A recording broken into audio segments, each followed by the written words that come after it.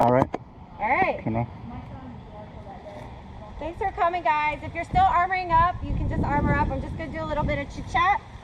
And if you guys want to like take a seat in the grass for a second, you can do that, or sit on your chair or whatever.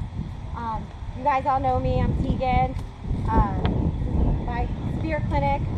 I was kind of motivated to do this because a couple people had come up to me and were like, "Hey, Teagan, I want to work on spear," and I always am like, "Yeah, we're gonna do it. We're gonna do it," and then we never do it. So I wanted to do it, and also I was inspired by at the ORP melee practice, that guy Kanoshi, the special guest. You know, he was doing some stuff, and I was like, all right, we can take this and turn it into something a little bit more. My style is going to be very different from his style, but I think everybody here should get a nugget out of it. I know we have some veterans, we have some knights here, but we also have some new people who are starting out the spear. This is soup to nuts, A to Z. You're going to get it all today to feel proficient by the end of the day. And just, I don't profess to be like some sort of spear goddess at all. I can name like 5 people named for better spears than me. But what I've done is really like kind of studied this. There's a lot of information out there. One of our guys in Anglesey, Barry, who most people know, he's studied this stuff like crazy. And so what I did was kind of take the information and the good work Chiari did and just I'm packaging it, and I'm going to regurgitate it to you in a very easy, digestible format. So let's talk about like spears, the actual spear, because everything in the SCA, your armor's got to fit right, your weapons have to be right for you, everything has to work. So I want to talk about spears for a second. There's basically 2 different types. You can do fiberglass, which is what everybody has here, or you can do rattan. I like fiberglass because it's a straight, clean shot. There's no wobble. You can target. It's easy. Some people like rattan. There is a flex, a bend to it, and some people like that because they like to stand up here and go boogie, boogie, boogie, and have their rattan spear wobble up and down and look really menacing. A lot of two-chucks do that. That's not my style. And by the way, everything I'm saying, there's no like spear police, right? There's no one's gonna put you in spear jail. Only if you do like a rules violation or safety violation. Everything I'm talking about is just, I'm giving you the options and you guys can pick what works for you. So I'm just telling you what's out there. So what's out there in the market are different types of spear shafts. And you can see there's light brown, there's dark brown, there's gray, there's red. I've seen black, there's olive out there. I'm a fan of red.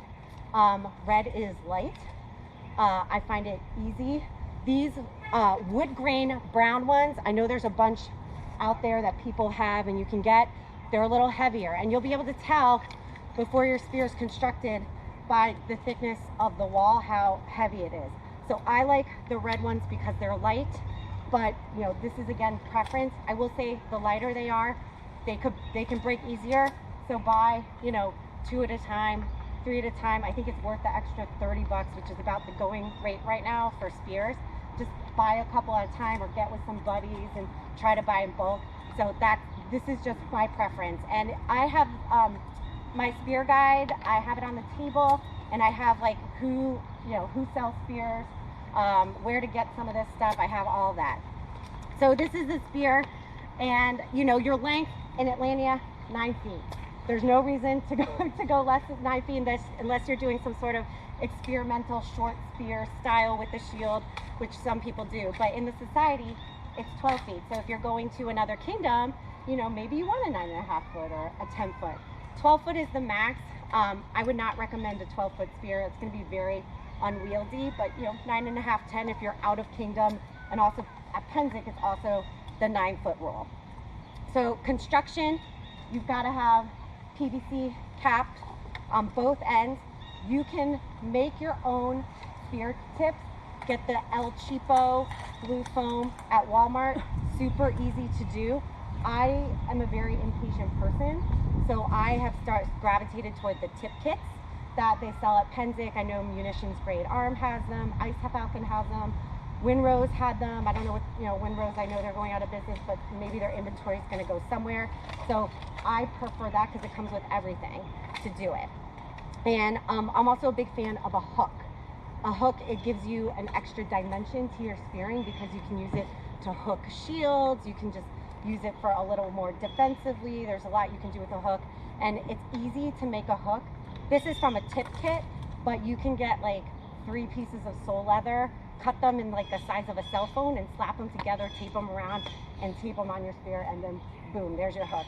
And just a little construction tip, make the tip first because it's gonna add inches, and then you'll shave from the back. Don't wrap your back first and then add the tip, and then you're gonna have to unwrap your back or cut it off and take off the PVC. Trust me, I have actually done that. And that was like a dumb move. So that's that. And just so you know, the minimum in the SEA is 2 inches in diameter. The tip kits, I've seen 2 inches. I've also seen 3 inches. Again, personal preference. 2 inches, you know, you really get that thud in there. Some people really like that kind of low profile. 3 inches, you know, bigger surface area, you know, also a little more weight on the end of the tip. So just think about that when you're constructing your tip. And then we talked about the rules. And then fun fact, your spear, when it's done, will weigh about 4 pounds. And that's just a good thing to keep in mind if you have like little hand weights at home, like 2 pound, 3 pound, and then maybe you're doing like your Thai bow or kickboxing, you know, or something, you know, you can have that in mind. It's like, oh, this is the weight of a spear. If I do this, this will make me like practice for when spearing's coming out. So another thing, just fun thing I like to do is put flags on my spears. It really looks really good in pictures, especially like those big Penzic battles. I've yet to find good technology for actually keeping the flag on the spear, so if anybody has that, please like share that with me. And then I just do want to talk about gauntlets for a second. If you're going to do a lot of spearing, my recommendation is get a gauntlet that has less articulated pieces. Those finger gauntlets, they look great, they're very stylish, but the more pieces you have means the more rivets, which means heavier. So it's just something to think about if you think you're going to be doing a lot of spearing, okay? So let's talk about stance. I don't have my gauntlets on right now. You know, when you're practicing at home, you don't want to practice barehanded. You're going to just like eat up your hands. You want to either have your gauntlets on or some sort of glove to protect, but I just want you guys to be able to see what I'm talking about. So I'm doing this barehanded. Right now I'm also doing it without elbows because I just want you guys to see. So when you're holding your spear, I hold it what's called over-under arms. So this one's over, this one's under, and this is how I spear. You can't really spear over, and you can't really spear under. So you're gonna have what's called over-under arms. Now, some people like to do the really wide arms. I am not a fan of it. I think it's good for really being able to manipulate the spear and target and control it, but it's awkward, and I just don't see it as a realistic way to spear. You just are gonna be comfortable, and where your hands are, whether it's like back all the way at the back or whether it's a little more center, this is a preference, and it's also gonna be based on balance. So if you guys want to, like right now, just like hold your spear and figure out where your balance point is, you know, you may be a little more up and maybe a little more back. And it's also going to depend on how you constructed the tip of your spear, because that's going to, you know, shift the weight of it and the balance point. So yeah, just think about what's comfortable for you there. And then we're going to talk about legs. Oh, and there's ice. Is that right? Oh, looks like ice. There they are. I can illusions are dry. So now we're going to talk about legs. So you've got your arms. There's basically 3 stances with legs. The first is what is like a fencer style. I'm looking up here, but it's kind of like your heels are kind of in a line. This is good because it really eliminates your open target areas, but it's bad because you are going to be a little off balance and you're not going to get that full rotation in your hip. So I prefer, and I think what most people do, is kind of like more a boxer style. So you're bringing your back foot out a little bit, and everyone, like, you know, practice it while we're standing. Bring your back foot out a little bit. It's like a kind of Muay Thai or boxer style, and that is good because you're going to get that extra range. and you're gonna get that rotation in your hip. So you're really gonna be able to bring that hip around. And that's like everything we do in fighting, right? It's all about the hips. And then finally, if you're advanced, this is something you can either aspire to or do. You could do what's called goofy foot, which means you're actually switching your feet. You're not switching your hands. You're not switching your whole stance to your side. You're only switching your feet. And so this is goofy foot. This is like a snowboarding term of art. And what's good about this is you get a step and you get range. But it's something you have to get used to because you're kind of standing in this kind of awkward torque position. So it's a little weird, it feels a little off, but if you do like a lot of great foot or pole arm and you're really used to switching your feet like that, I think this goofy foot could really work for you because you're just gonna get so much range when you step in. So those are the stances.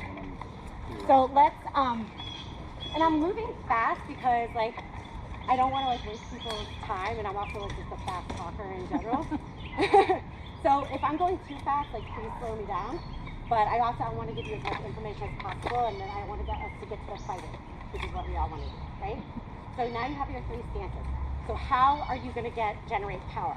So I'm just going to get in my boxer's kind of number 2 position, and then there's, you know, power generation style A, let's call it, which is static, where you're just throwing here. This is junk, this is garbage, crumble that up, toss away, put an X in it. You're not gonna get any power here, and you're not gonna get any range here.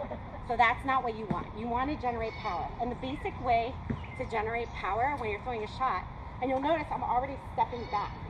The other thing about static is in order to do the shot, your range, you're gonna be in their range because you have to be close. You're gonna have to be within 9 feet.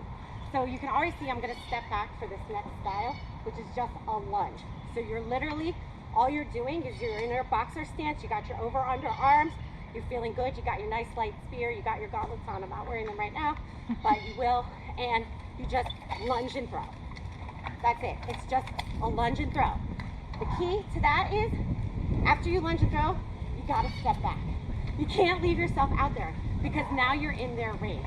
You gotta make sure you step back. So everything's an explosion and come back. Explosion and come back. The sister stance to that is not just a lunge, but a lunge and slide. So you're sliding that back foot as well. So you're getting a little bit of extra distance. So you're just lunging and sliding all at the same time. You're starting out of range, and then you're getting into range, and then you're coming back out of range. So range, let's talk about that for a second. Spear's 9 feet. You definitely don't want to be 9 feet from your opponent. 12 feet, you're going to be too far.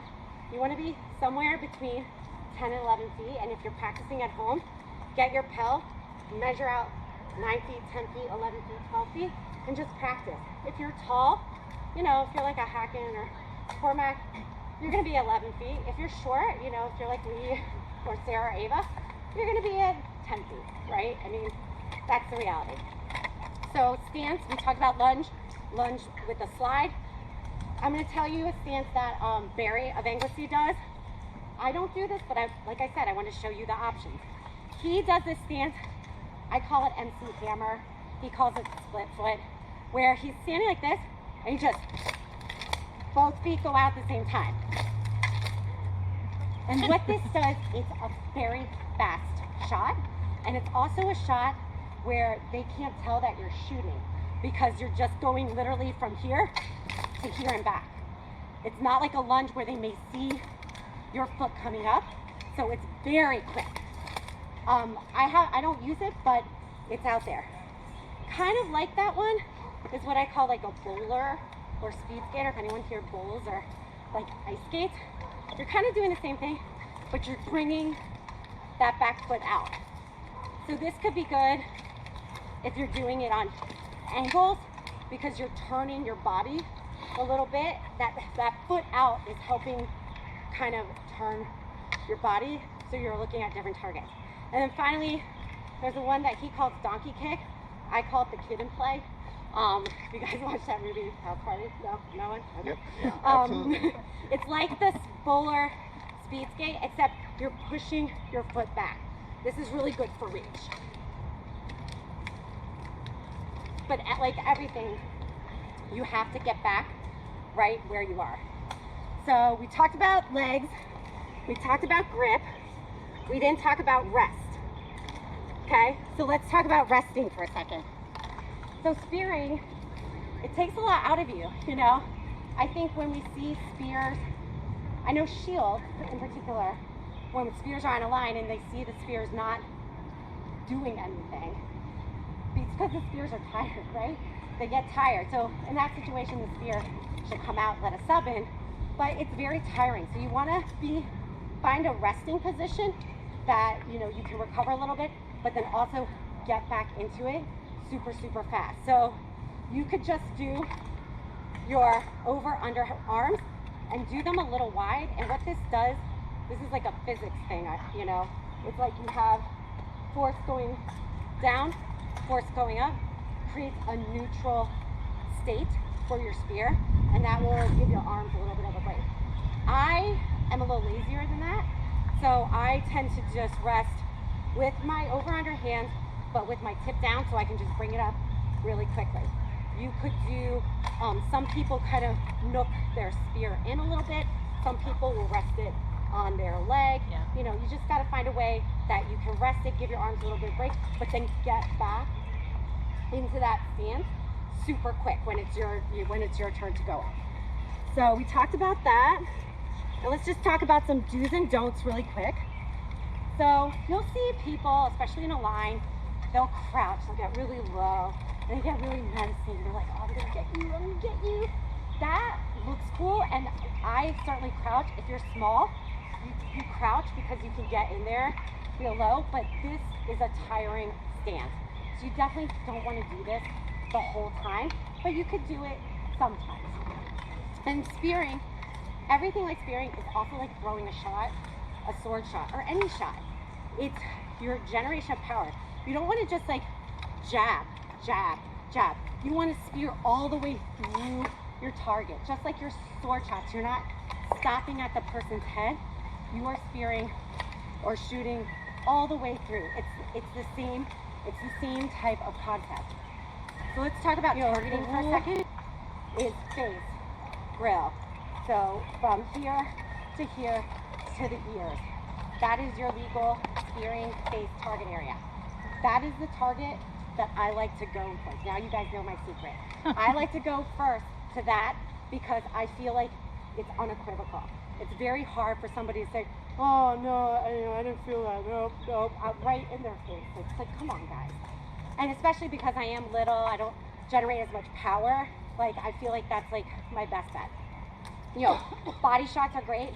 Leg and arm, they have their place. I do find in melee, people tend to blow those types of shots off. Oh, did that hit me? I don't know. Yeah, maybe. Or you're just in the heat of the moment. You just like can't think about it like too much. So that's targeting for me. When you're in a line, don't think about just the person in front of you, but if there's second rank fighters behind you, you know, they're targets as well. So that's okay. So that's kind of like module 1, just a lot of chit chat. I'm gonna talk now about just some basic dueling techniques and basic shots, and then what I want to do is pair everybody up, so you guys can like work on a little bit of dueling. So I am going to get my little spear here, and this is my opponent, this guy. So you'll hear like experts, spear experts, and they're out there, talk about you gotta steer the spear, circle the spear, or the spear. All those terms mean the same thing. It just means getting your spear somehow around your opponent's spear so you can get your shot in. So you can steer a spear over your opponent. You can spear it under, like a U shot. You can spear it to the left. You can spear it to the right. You can spear it over and across. But these are all just ways to get your spear in while their spear is threatening you. And so when you're thinking about shots, you know, you have your basic bread and butter shot, which is just straight, your top of your hand is up, and it's just a straight direct shot. But then you can do hook shots. You can bring your arm around and hook, and that gives you a different angle. You can do what I call a slice shot, which is you're kind of turning your spear and bring it into the inside of them. Like this arm is turning. You can do what I call like a C shot, like over. You can do a U shot. A U shot is really good when you're in locked spears with somebody like this and they're pressing up against you and you're pressing up against them. Instead of trying to fight it and push them over, use physics to your advantage and take their positive force towards you, have them push you, and then just bring your spear around. It's super easy. You know, use physics to your advantage. You can bat their spear away and go in. You can bat it up. You can bat it down. You can bat it to the left. You can bat it to the right. You can just bat it and bring your spear in. You can do little feints. You know, you can do little feints. And all of these are just ways, different options for getting around that spear. So those are just basic shots. Now, when you're dueling, you also have to think about blocking because they're gonna be firing at you. You can kind of bat their spear. What you don't want to do is huge swings. That's going to be unwieldy. You're not going to be able to recover in time. And it's kind of like fighting greatsword. If you fight a lot of greatsword, you're just twisting your blocks. Same thing with spear. It's just twisting. All you need are little movements to get that spear out of the way and get your shot in. And then you can do also, if you see a spear coming at you, little like slips and ducks, kind of like in a boxing or Muay Thai, just little slips and ducks. The key is you don't want big slips and ducks, right? You don't want big exaggerated movements. You want everything super tight and small. It's enough to get you there and get out of range. So I think that's it for steering, blocking. Yeah. So why don't we do this? Everybody get a buddy and let's just practice for like 5 minutes, a little bit of dueling and just try to hopefully put together some of the stuff I taught you. So let's just pair up people. Let's do Heinrich and Mary. Oh, you don't have legs.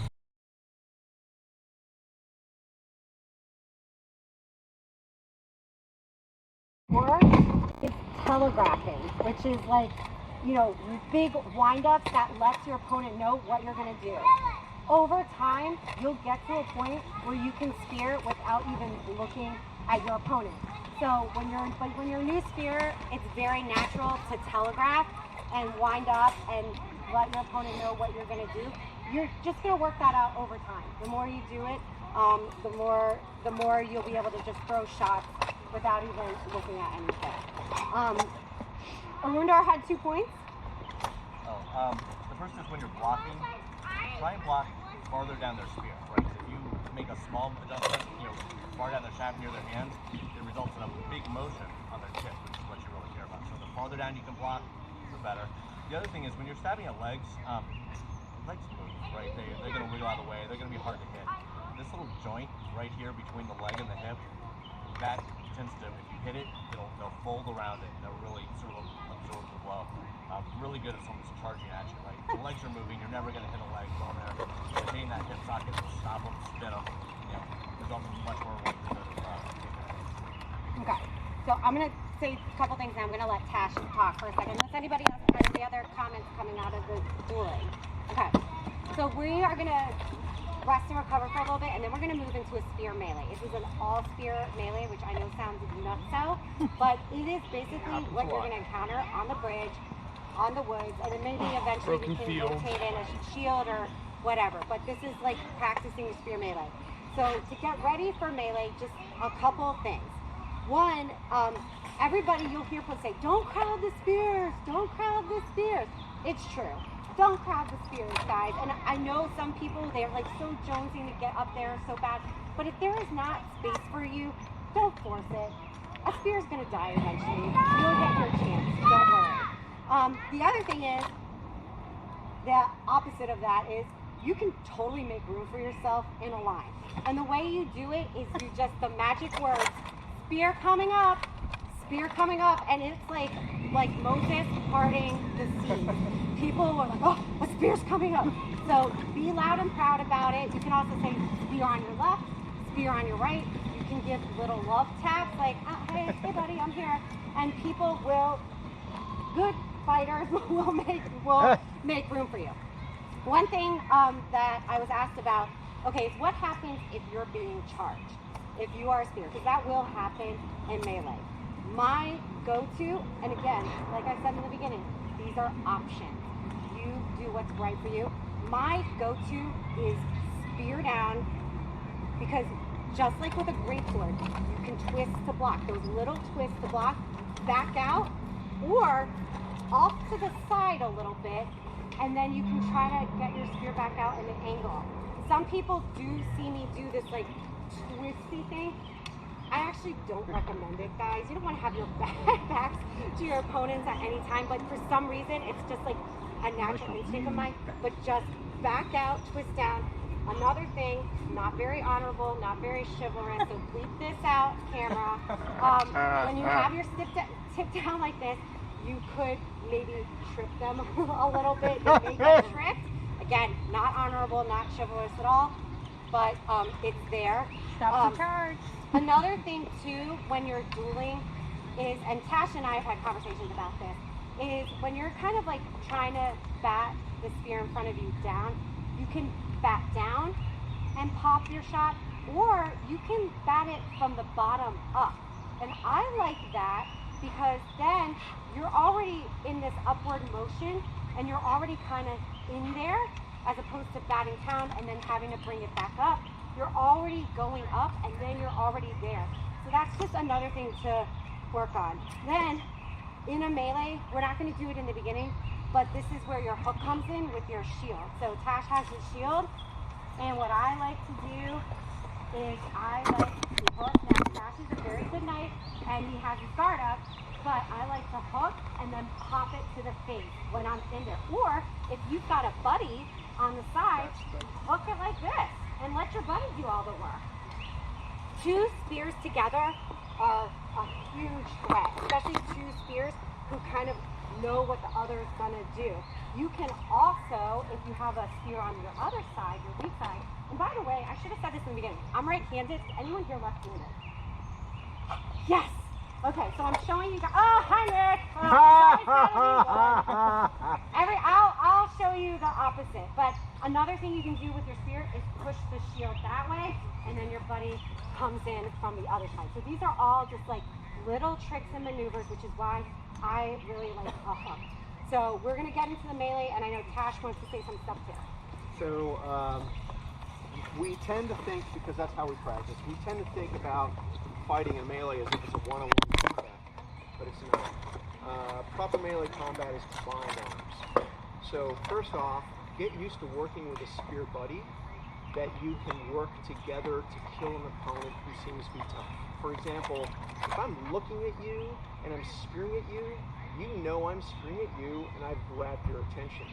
Teagan over here, you're not really looking at. So Teagan doesn't look at you. Teagan does the side eye. Teagan is concentrating over here in Boomy, but actually shoots for your ribs, all right? So part of my job is to keep you focused on me so someone can get that side shot in and tear you up. And part of that is like, I'm gonna draw you, and you're gonna go for that extended lunge. Yeah, baby, I'm gonna totally, and that's when Teagan pops you.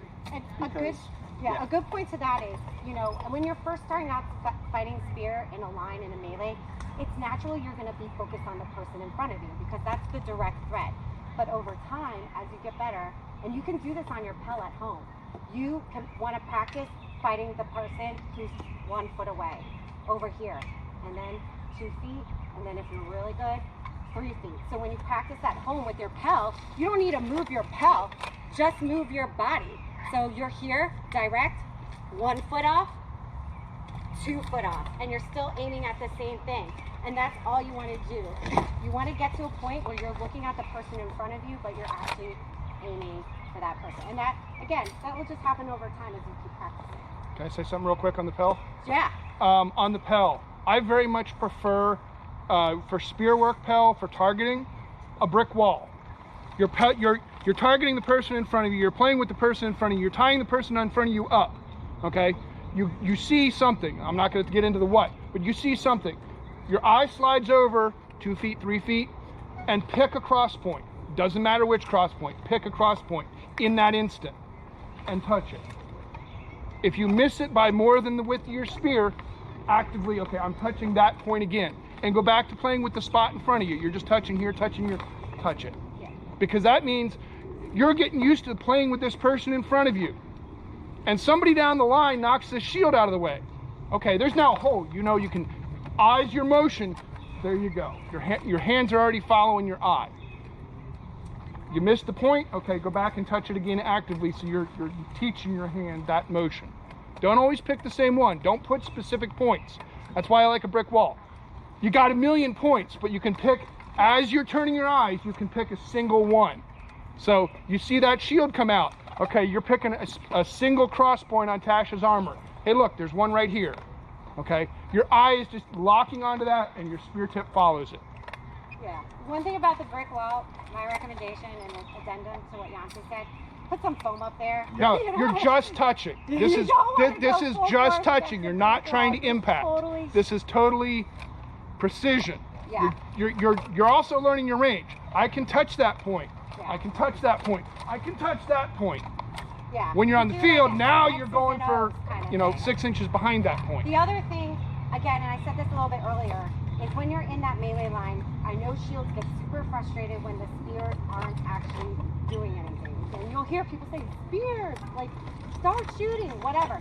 But it does get tiring. 2 things about that. One, if you're spearing, even if you're not landing, still the act of throwing and causing a little chaos is good.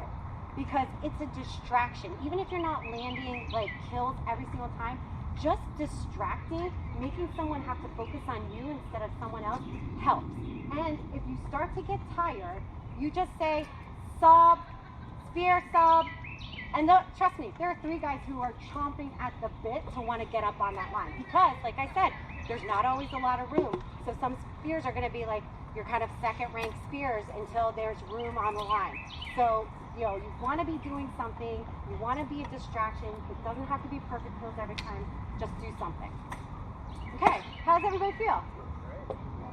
What? I only did 1 point. Oh, sorry. The next thing on combined arms is learn how, if you can have a shield person you generally work with, learn how to work with a shield person. So Teagan just took this right here, aiming at them. So one of the things I can do to give Teagan a better chance is Teagan really can't know what's going on with spearmen who are targeting here. I can be here and just be aware that there's a spearman over there that's going to target her. Now, I'm not going to make an overt move, but it could very well be that when that spearman goes for, so Teagan goes for a lunge over here. Go ahead and do a lunge. That spear's going to come in, hit it there. That's it. All you're doing is just keeping an eye out for their offside. All right? You're not interfering. You're not doing this. I don't want to smother their ability to shoot. Though if I see a bunch of spears come in, I might do that briefly and then come back. But I do want to just not be a passive person. She's doing all the work, and then suddenly she gets speared from the side because she's busy dealing with Boomy, and Felix over here says, yeah, I'm gonna pop the side of that right now. So when that spear comes in, and it doesn't have to be jumping in like this, because obviously you're putting yourself at risk. It's as simple as I hit the spear. Notice I'm not hitting her spear. I'm hitting something that was coming in on this plane as it comes in. And you do it as the spear is firing. You don't wait for the spear to get here, because your reactions aren't going to be that fast. But as you see that person shooting, you hit it. You watch those people's eyes. You watch those people's eyes, and if they're tracking, oh, I see a tender target, I'm going to start. And then when you see that spear swinging around, you're ready for it. You don't have to be looking at them. Again, I love looking at the corner of my eye. I appear to be looking at Boomy. I'm paying attention right over there. And when I see that lunge happening, I save someone from being killed, right? Another part about working as a team, I like to do what I call straight man patsy. Straight man is going to be the person who's actually going to kill Boomy. okay? Patsy is going to be the person who's basically going to say, I'm going to open up, let's say Boomy's a shield base. I'm going to open up Boomy. I'm not going to go over here and say, I'm going to open up Boomy so you can hit him. What I'm going to do instead is tap his shield, indicating that that's the target I'm going to open up. You, over here, 2 people over, are now aware that Boomy's going to have an opening. Then I shoot, grab, pull, that brief moment. Boomy's probably going to hit my spear. I'll talk about that in a bit. He's probably going to hit my spear, but for a brief moment, that came open. All right? So again, you're working in a coordinated team. Now we're talking about a spearman, not a shieldman. On the spearman, we seem to be spear dueling over here, right? You are aware that we're kind of firing at each other, and so you just be aware that at any point when this person fires, you can do the up or the down and interfere with their shot, giving me the ability to fire in unanswered. And that could also happen from over here. Again, you're trying not to interfere with the spear, but you're trying to make it so that they don't get their shot. And it can be as simple as this, and this is really simple. You don't even have to fire. If you're over here, and this guy's going to reply to this shot, when you do this, they kind of, oh, fuck, I'm not jumping up there because I'm about to get jacked, right? So that person who goes for this shot, as they start to choke up and you do this, they're going to have second thoughts about that, which meant this person kind of got a free shot. Yeah. So simple stuff like that, simple coordination with each other lets you be far more effective. So we're going to practice that right now. So everyone feel watered up, refreshed, ready to go? I don't want you guys sitting for too long. Okay, because we have more people than anticipated, we're actually going to fight between here and here. This is a natural boundary. This is like something you'll actually see in Penzic or a wood battle or whatever. Be careful. This is going to be a resurrection battle. The red points are the logs. I'm going to push this log back a little bit. And there's only one thing. When you res, be mindful. I don't want you coming into the same spot that you just left. Okay? So I want everybody, if you're fighting on this side, I want you to res back in right here, and then you'll end up shifting down. If you're on this side, I want you to res in right here, and you'll end up shifting down. And the reason why I'm doing that, and we don't have to do it the whole time, but I want to start that way, is because as spears, every spear loves their spot, right? They have this sweet spot and they love to go to it every time. So you have to work on being able to fight in different spots, and maybe even some spots that are uncomfortable. So I'm going to have you just res in against the tree, this side on that side, over here and there, and you'll end up naturally moving down as people res in. So let's just do, I'm just going to do 1, 2. 1, 2, 1, 2, 1, 2, 1, 2, 1, 2, 1, 2, 1. Okay. All right. So 1's over by Rudor, 2's over here. The reses are the logs. You just tap. This is your line. This is your limited front. 1 in here. Do we have enough room, or should we make it more narrow? You guys all right? Yeah. Here and here. Yeah, so you have a little bit of geography to contend with. Okay? So we're going to do this. I'm going to see how you do. I am going to keep a stopwatch and see how tired you guys get. Because 15 minutes of a spear res can get pretty tiring. But I'm thinking 15 minutes, but maybe it will be less. I'll try to gauge how you guys are feeling. Okay? So, you guys?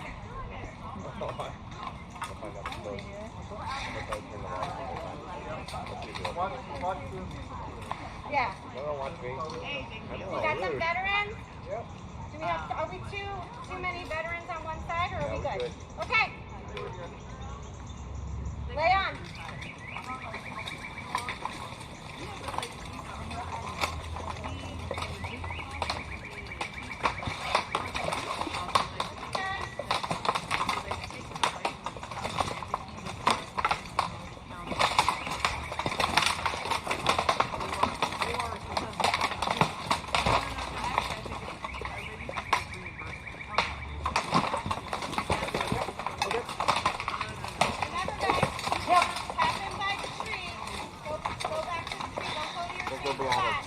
Yeah. You need to practice the awkwardness of not being your preferred spot. That's it.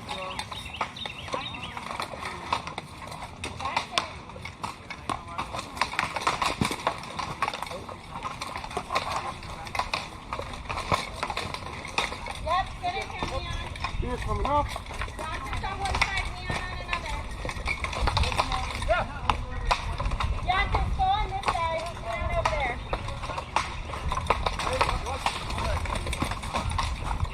That's it, guys. Okay. Leon. One thing. Yeah, okay. So I'll just jump right in here. Yeah, this is the resurrection. When you die, you come back to your bed. When you come in, you're always going to come in Yeah, on now I this don't have my side. tree. You On the correct right. movies, you're Going coming in. up. You're always going to come on this side. Coming from the right. Come in on next to Leon. Should I be in the center or to your left? On the side. Hi. Don't take it. Right there. Hi.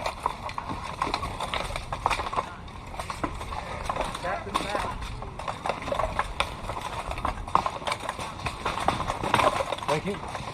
Guys, position is right home. Good.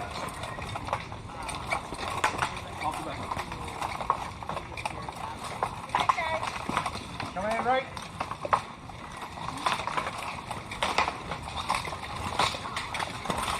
Nice. Good job. Good job, Christian. Nice, Ava. That was a bad idea. Yeah, nice. You get on his foot. Yeah, good. Good, guys. Coming in right. Come in on the left side. Sorry. Leon, come in on the left. Keep going, guys. Move over, you guys. Shift to right. This side, have a job. Format, move over. Gotta fill those gaps, guys. Step in there. Don't wait. All right, step in. There's a spot needed. Go in. Don't wait for it. Now.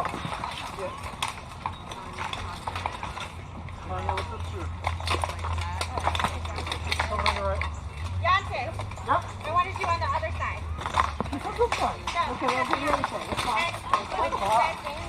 Filling in.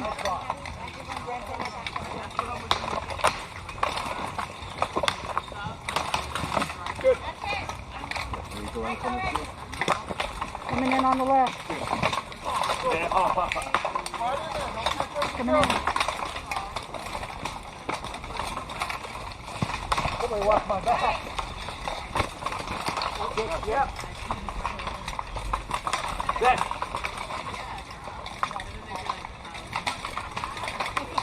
On the left.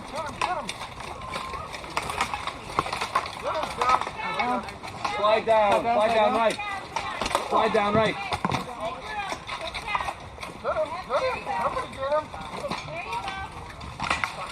One in.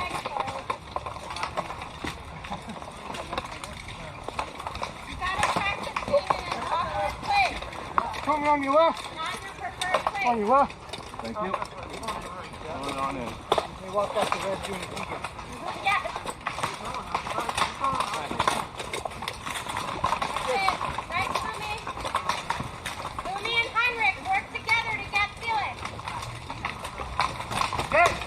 Oh, good luck.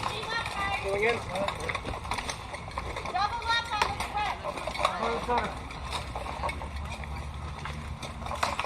Sit down, guys. Don't forget to write that 1 point.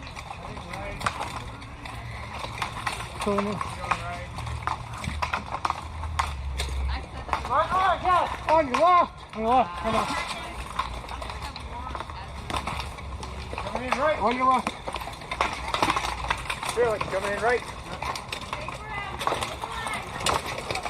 Woo.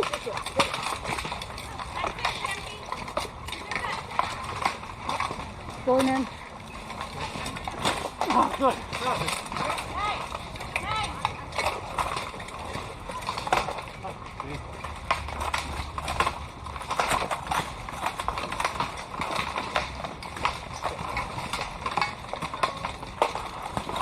Tie down? Yeah! Thank you. Oh, you left.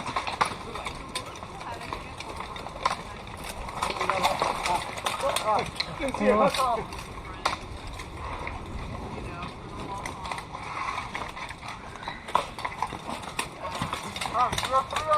Slide right. Slide right. Behind you, Boomy. On your right. Good.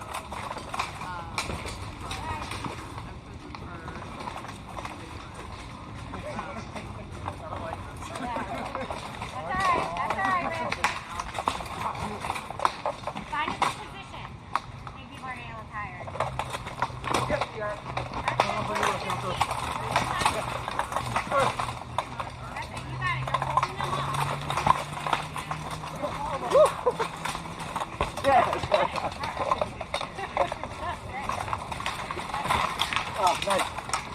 Good. All right, slide right, slide right. Going in. Going in.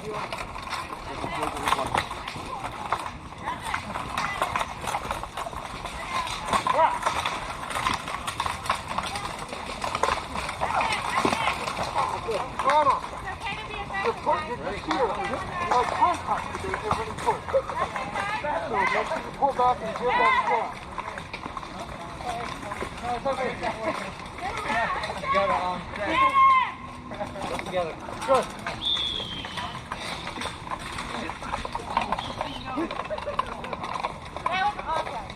What's going on over there? I don't know. Everybody won. Everybody wins. Everybody's a winner. Everybody gets a donut. Okay. Woo. Everybody. Go get water, talk, and let's chit chat. Talk, water, chit chat. Yeah. I'm afraid the time I go by here.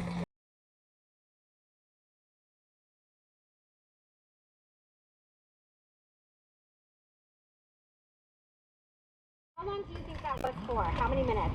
10, 8.5, 6. Oh, wow, okay. Okay? So that's something to keep in mind. Spearing is tiring, guys. Spearing for that long is tiring. Okay, does anyone have any thoughts about what they liked, what they didn't like, what they felt? Anyone have any? Trees are fun. Trees are fun. Trees are fun. Geography is fun. It adds a nice dimension to things. Super useful to somebody who's never spotted before to see what it's like from that perspective. Yeah. Okay. I have a question. Yeah.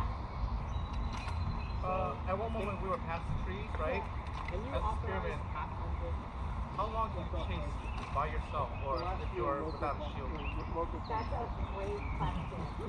I think it depends on who you're chasing. So this is what's going to happen in melee.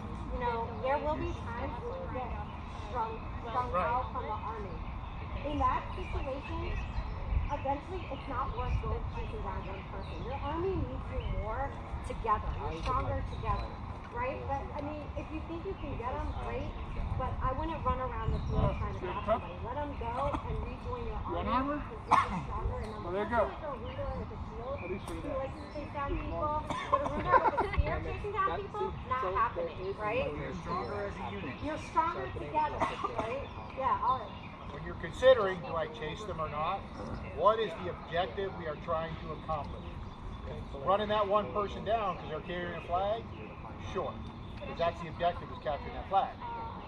But if our objective is to kill everybody, let them run. They're going to come back. And also, that was a resurrection. You don't need to tie yourself in a resurrection. If it was a single death battle, then maybe the strategy was a little different. But in a resurrection, I don't think it's worth it. But it was cute at the end when you guys were off chasing Felix, and there was some aggression in the middle, because that's naturally what's going to end up happening in a woods battle or a bridge. Even if you break through that bridge line, then it's going to be more staggered like that. From a commander's point of view, you should never be more than 3 to 5 steps away from your line. What I did. And it better be a commander you're going after. Not to mention that was essentially a spear-only spear. If it was a melee, there would have been a bunch of shield walls, there would have been other people there. So if you ran out, people never would have pounced. Get shot. Clearly, he wouldn't have done it. Right. So, but for this class, for training, you know, we're focusing on spear. That's another class. It's worth trying. Maybe that's the next melee. It is worth, if you are extending out, if you're at the corner and you find numbers and you're able to turn the corner, that is absolutely worth stepping out of line for. Yeah. So if you see opportunity to turn the One corner. spear. So I've talked and debated this point with people. You know, the question is, do you want to have spears on your flank? Some people feel like spears are weak for the end of the unit because they can get rolled easily. But other people feel like if you have a spear that's kind of floating out and being a little bit of a threat, that scares them. So it's unfortunately a situation you're not going to know until you're in the heat of the moment. But one spear just kind of lone being a threat, as long as your army is ready to pounce when that spear gets jumped. But you know, that's a command strategy question that our generals will have to decide, like who they want on their flank to stop that. You have to make that call because it really depends on who you're facing. Right? Yeah. If you're facing Experience level 2. if you're facing an aggressive independent shieldman, spears on the edge are going to get you. If you've got a inexperienced shield that really wants to tighten up and feels safety in their thing, It's still there. yeah, put some pressure on them. They can make a mistake. So I heard a comment earlier after you all were done fighting. Someone said, "Oh, trees are awesome." Why did you say that? No, seriously. Hawkins. I said it. Because I can shoot around it blind while I'm completely protected. it's acting as a Physical shield. Boom! We have plenty of people holding shields. That's the idea. If you have a shield that can work with you, they can act as your tree. A tree, though, that actually does something bad. So if you can learn to work with somebody, and here's a simple thing. Like if I'm a spearman and the shield is getting too close, that's just an indication that you're getting too close. You're interfering. So the spearman backs off a little bit or steps backward. But whatever the case is, a little bit of sound communication, like that, indicates, oh, I turned my sound, okay, good, I back off a little bit. It could be that I'm not backing off like this, as I'm now trying to hit some other shields. I'm just backing off like this, but I'm still got my sword up, waiting for something to shoot over here, hitting it as it comes into that hospital. So again, being that tree, when I see, let's say that you're making a big attack on Teagan. So I'm right here, and you're a spear. Wait, you're a spear, and Teagan's firing back. And I see you go for the big lunge with a one-handed lunge. And I'm going to pull back. Because she's really vulnerable when that happens. So when I see that one-handed lunge going, I can't interfere with this arm. I can't go with it, right? So go ahead and do the one-handed lunge over here. And I go back. I'm not going to stay there. But I'm going to stop her from getting ganked. And again, I want to be Speaking of one-handed, one thing I didn't mention, but I think it's a good practice. As a spear, you may get one arm. If it's a res, I just go back to res. But if it's not, if it's your single death, it's like, what do you do? Here are your options. Some really skilled spear people, not me, can actually spear one arm and are super successful at that, and God bless them. I am not that person. I need to choke up on the spear and just treat it like a short spear. It's not going to get me very far, but it will at least do something. You can still block one-handed if you want.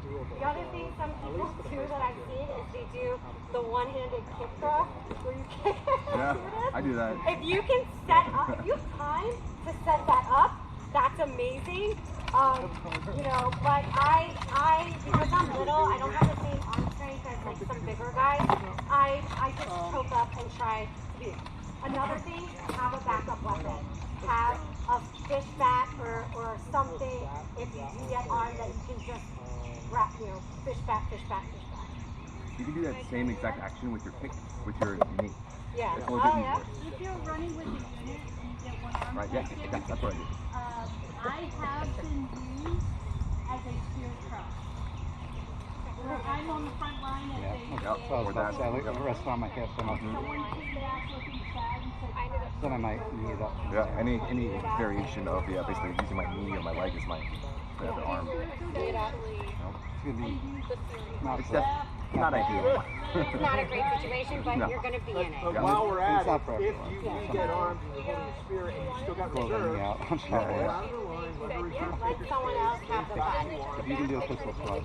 Right, exactly. Yeah. be there with that short sword, and if they charge, okay, you can do something, but you're now reserved. Well, that's the end of my class. I have handouts for everybody. I have donuts for everybody, and everybody who came is going to get a little Sticker? Can I have a close to a sticker, a little finger loop bracelet from me.